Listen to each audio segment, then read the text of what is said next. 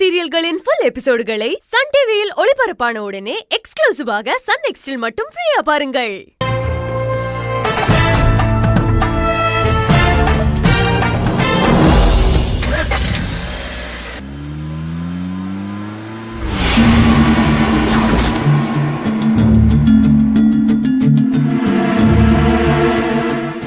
குட்டிமா அண்ணே, நீ எப்ப வந்த?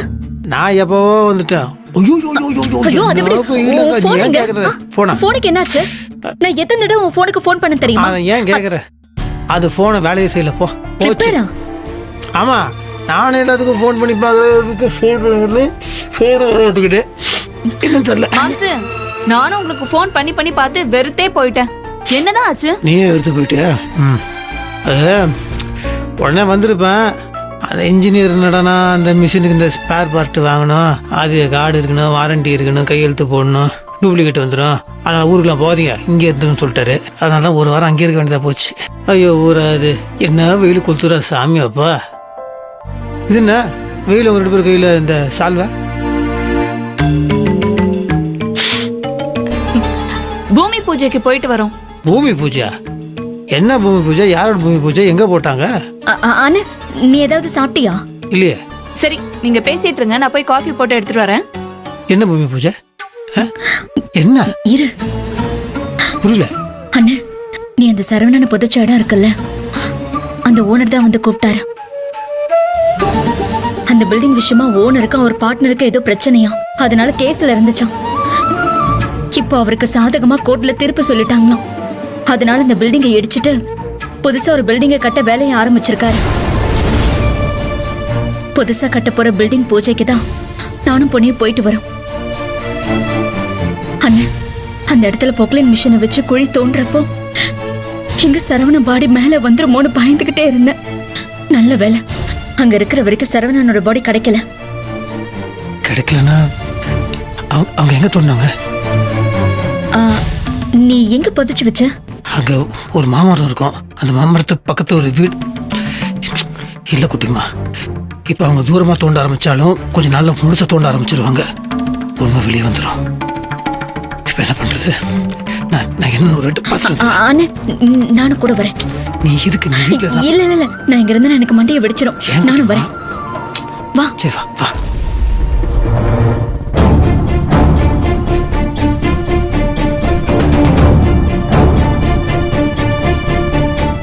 அண்ணே, அந்த ஃபங்க்ஷன்ல இருந்து ஒவ்வொரு நிமிஷமும் நான் எப்படி பயந்துகிட்டே இருந்தேன் தெரியுமா? பயமும் வேணாம், பதட்டமும் வேணாம் குட்டிமா. இல்லண்ணே, எந்த நேரத்திலயும் சரவணனுடைய உடம்பு வெளியில வந்துருமோன்னு பயந்து நடுங்கிக்கிட்டே இருந்தேன். குட்டிமா, நம்ம தேவையில்லாம பயப்பட நினைக்கிறேன் குட்டிமா. நான் சரவண விஷயம் சொன்னது வந்து நீ அந்த சரவணனை குழி தோண்டி போச்சதே யோசிச்சுட்டு இருக்க நினைக்கிறேன். இல்ல, ஏதாவது ஆகத்துக்கு முன்னாடி நேரில் போய் பார்த்துடலாம், பயப்படாது. இல்லண்ணே, பொக்லைன் மிஷின் மண்ணை வெட்டி அள்ளி போடுற ஒவ்வொரு தடவையும் எனக்கு உசுரே இல்ல. அந்த இடத்தை விட்டு முதல்ல எப்போ வெளியில போவோன்னு இருந்தது. நீ அந்த விசேஷத்துக்கு போயிருக்கவே கூடாது குட்டிமா. ஆனா என்ன பண்றது, நீ பஞ்சாயத்து தலைவர், நீ போகாம இருக்க முடியாது. அப்படி போகாம இருந்தாலும் அந்த இடத்துல குழி தோன்றப்போ என்ன ஆகுமோ ஏதாகுமோன்னு பயம்தான் அதிகமா இருக்கும். புரியுது. சரி, நீ தேவையில்லாம இதை போட்டு குழப்பிக்காது, நீ பயப்படாத. முதல்ல ஒரு வேளை அங்க ஏதாவது சரணோட ஏதாவது கிடைச்சதுன்னா கூட அவனை இப்போ பொண்ணி தான் கொலை பண்ணிச்சுன்றதெல்லாம் யாரும் கண்டுபிடிக்க முடியாது. ஏன்னா நாமளும் இந்த தப்பும் பண்ணலை, பொண்ணியை காப்பாற்றுறதுக்காக தான் அதை பண்ணோம். இப்போ நம்ம கொஞ்சம் இயல்பாக தான் இருந்தால் ஆகணும். இப்போ நம்ம ஏதாவது பதட்டத்தை காமிச்சோன்னா அதனால் நமக்கு மட்டும் ஆபத்து இல்லை, பொண்ணிக்கும் தான் அது ஆபத்து. நானும் அப்படிதான் இயல்பா இருந்தேன், உனக்கே தெரியும்ல. ஃபங்க்ஷனுக்கு இன்ஸ்பெக்டர் வீரசிங்கம் வந்ததை பார்த்ததும் எனக்கு பயம் அதிகமாயிடுச்சு. பொண்ணியை கூட்டிட்டு பாதிலே வந்தலான்னு தோணுச்சு. இதை பாரு, நீ எதுக்கும் நீ பயப்படாத. நம்ம நேரம் அந்த இடத்துக்கு போவோம். சரவணனை புதைச்ச இடத்துக்கும் அவங்க குழி தோண்டின இடத்துக்கும் எவ்வளோ தூரன்றதை முதல் பார்ப்போம், அப்புறம் நம்மளுக்கே புரிஞ்சிடும். ஆனா பொண்ணு எந்த பயத்தையும் காட்டிக்காம தைரியமா தான் இருந்தா. அவளுக்கு என்ன, அவளுக்கு தான் என்ன நடந்ததுன்னே தெரியாது. அவனை பொறுத்த வரைக்கும் சரவணன் வந்தான், அவனை தள்ளி விட்டான், அவ்வளோதான். அதுக்கப்புறம் அவனுக்கு என்ன ஆச்சுன்னு அவளுக்கு தெரியாது. அதுக்கப்புறம் என்ன நடந்துச்சுன்னு எனக்கு மட்டும்தான் தெரியும். அதை நான் உங்ககிட்ட சொன்னேன். அதை உங்ககிட்ட நான் சொன்னனாலே இப்போ நீ அதை நினச்சி பயந்துட்டு இருக்கிற. நான் பண்ண ஒரே தப்பு, அதை உங்ககிட்ட சொல்லியிருக்கவே கூடாது. இப்போ நீ அதை நினச்சி நீ பயந்துட்டு இருக்கிற பார். என்ன நீ இப்படி சொல்ற? என்கிட்ட கூட சொல்லாம மறைச்சு எல்லா வலியையும் வேதனையும் நீயே தாங்கிப்பியா? பின்ன நீ இப்படி பதட்டப்படுறத பார்த்தா என்ன கஷ்டமா இருக்குல்ல பார்க்கறதுக்கு. சரி நான் சொல்லட்டுமா? கடவுள் நல்ல பாரத்தை போட்டு நேரம் அப்போ அங்கே என்ன நடக்குது நடக்கட்டும். வா வா.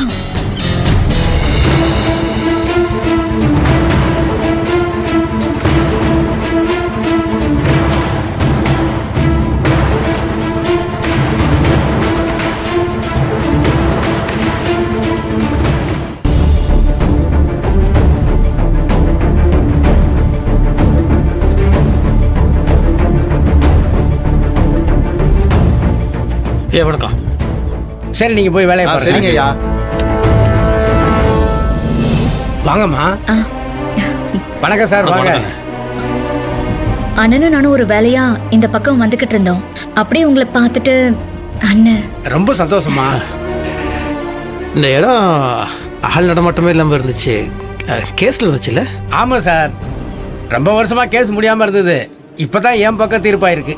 ஓ நல்லது நல்லது. சரி சரி. அப்புறம் என்ன கட்டட வேலை? ஒரு நிமிஷம் சார், முக்கியமான காலை பேசிட்டு வந்தேன். சரி. ஹலோ.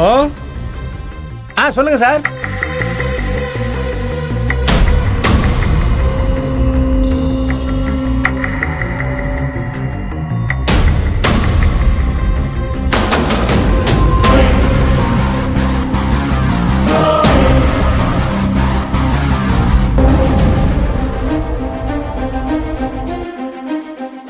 அண்ணே, சரவணன இங்கதான் புதைச்சியா?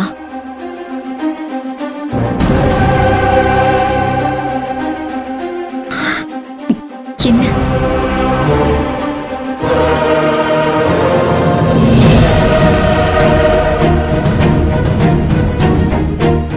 இங்கதான் புதைச்சு. இங்கேயா? குட்டிமா இங்க எதுவும் கிடைக்கல குட்டிமா. அப்படி கிடைச்சிருந்தா அவங்க எல்லாருக்குமே தெரிஞ்சிருக்குமே. அவங்க சொல்லியிருப்பாங்களே.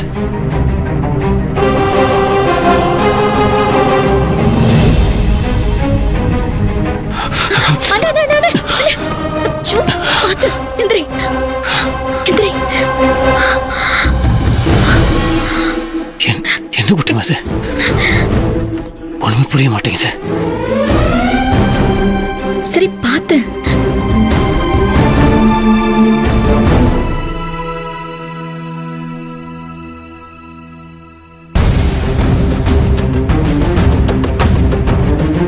என்ன சார், தோண்டின குழியை எப்படி போய் பார்த்துட்டு இருக்கீங்க?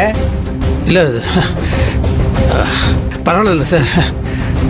ரொம்ப கஷ்டப்பட்டு ரொம்ப நாள் கழிச்ச அப்புறம் உங்களுக்கு இந்த இடம் கிடைச்சிருக்கு. ஆமா சார், இந்த இடம் எனக்கு ரொம்ப ராசியான இடம்.